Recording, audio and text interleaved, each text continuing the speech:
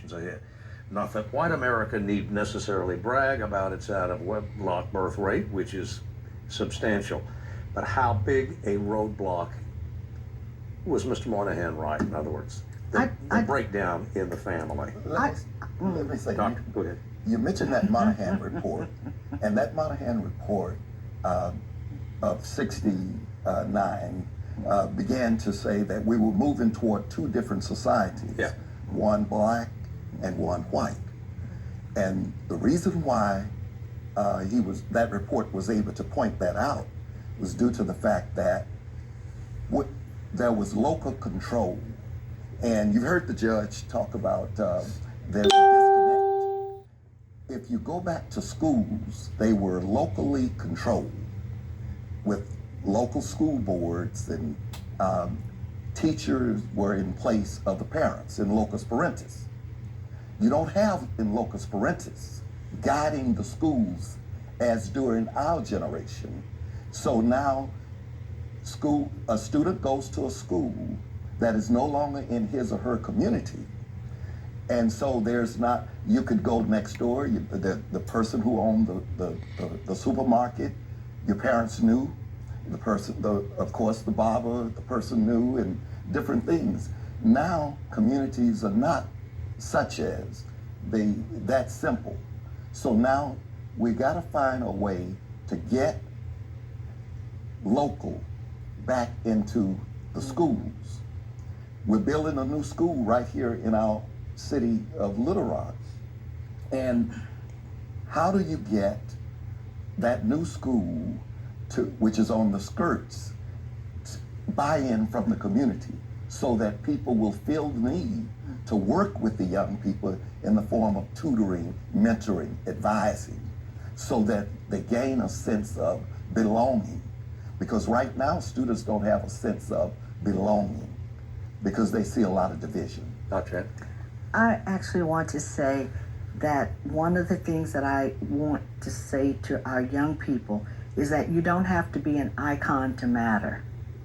I really believe that that's something else that's happened that we've been really talking about. That when we came up, we felt that little people, that just doing your best for the community, for your race, was very important. And now I think that young people are overwhelmed by this whole notion of icons, and people want to be stars. And so if that's not really close to you in reality, you kind of are floating around and not really putting down roots and having any wings.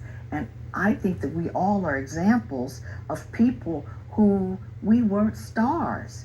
We were ordinary members of our community who believed that we might be able to do something, and maybe we turned out to be extraordinary, but it's not because we were born extraordinary. It's because we did the hard work and we believed that we mattered. And I want our young people to know that they matter, and they can make a difference. Let me address this issue of breakdown in the family, because that suggests that black folks sort of are at fault for the breakdown of the family. And I want to be clear that historically, the black family has been under attack by racist and discriminatory policies. It started with snatching families out of Africa and enslaving people, separating them, sending them off to different plantations, and it has actually continued to this day. I mean, because once we got rid of slavery, there was still Jim Crow segregation. We were denied economic opportunities. We were denied jobs. We were denied the right to vote. We were denied the right to hold office. And even though we've overcome many of those things, those have a lasting legacy that still fundamentally affects the black community. One of the things that's amazing, really, if you kind of look at it in a different way, is that we had families that were able to overcome that and actually put us in a good position.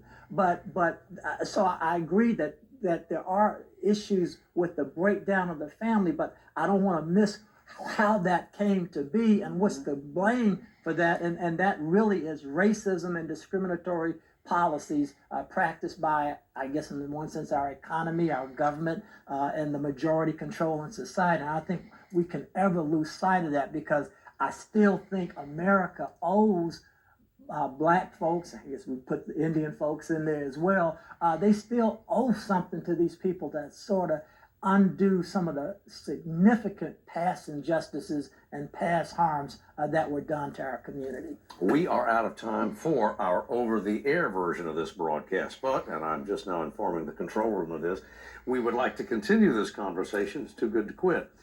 We'd like to continue this conversation in our web-based version, add a few minutes to the program if everyone can stay tuned.